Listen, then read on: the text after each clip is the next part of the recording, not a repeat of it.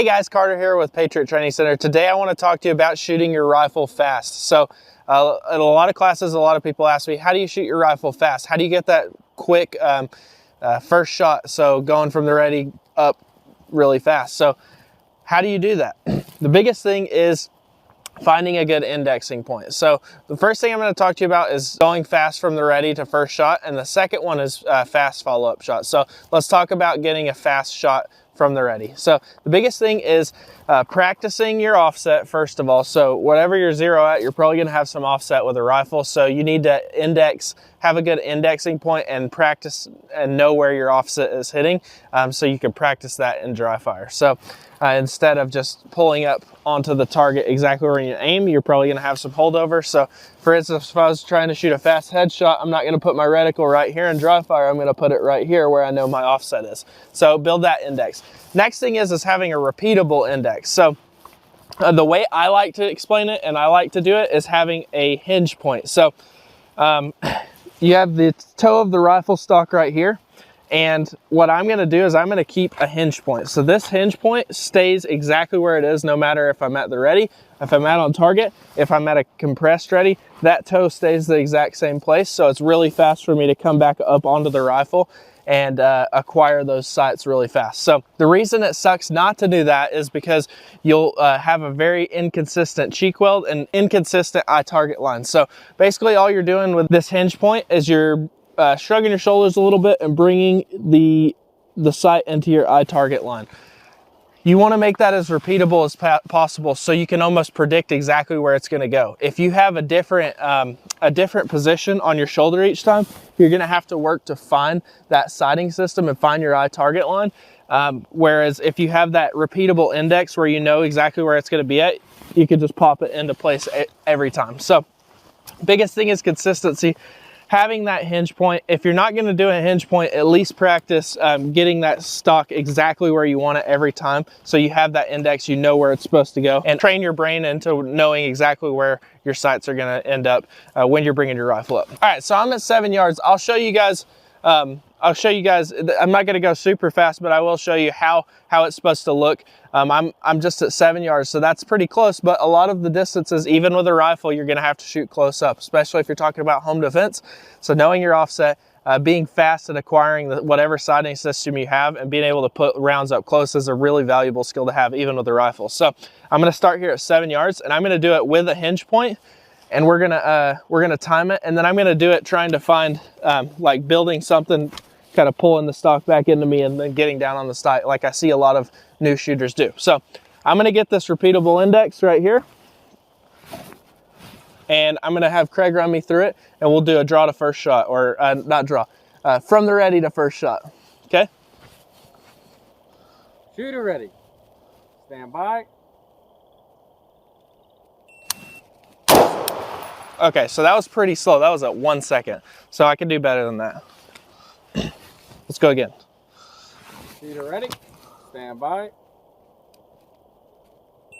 All right, yeah, so that was at 6.4. All right, let's go again.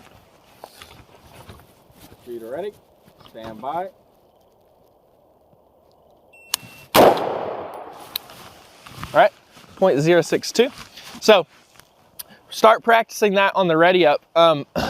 What you'll want to do is get that good hinge point, keep it at the ready, work on flipping that safety off and get on it really quick. So you can do that in dry fire. You don't have to do it in live fire, but practicing that under time, under stress, seeing how fast you can get that draw to first shot. So I got 2 holes right here, 1 right there. So not crazy fast, but it's definitely a lot faster than looking for my sights and finding. If I have to sit down and look at my sights, Craig, run me through this real quick. All right, so I'm gonna keep no contact with my shoulder, and we're gonna time it. All right. Shooter ready. Stand by. That was way slower. What was that? 1.37. 1.37. Okay, let's do it one more time. Shooter ready. Stand by.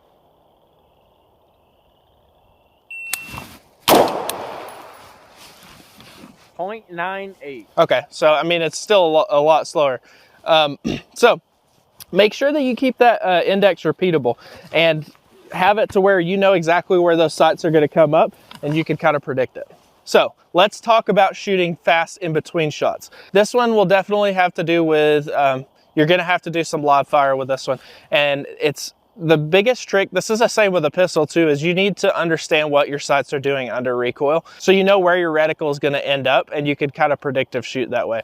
So the biggest thing is keeping all your pressures the same every time. So you're not going to ever stop your gun from recoil, so your sights are going to come off. But they should land exactly in the same spot each time. So you should understand what your reticle is doing under recoil. Is it going right? Is it going left? And it should be consistent. So keeping that pressure on the rifle, so you keep your points of contact, you drive it back into your shoulder, keep everything in the same spot, it should be pretty repeatable. And all you're going to do is you're going to look to a part in the target, and then you're going to let your sights come back down and press off the next shot. So I'll show you what that looks like. We're going to go for the A zone right here. Craig's going to run me through it. Shooter ready. Stand by.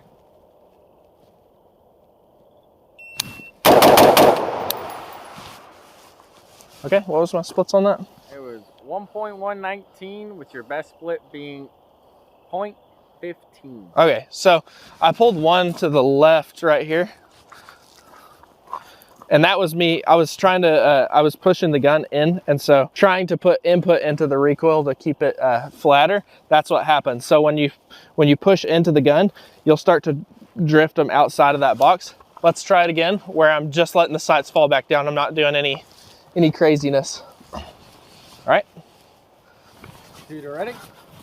Stand by.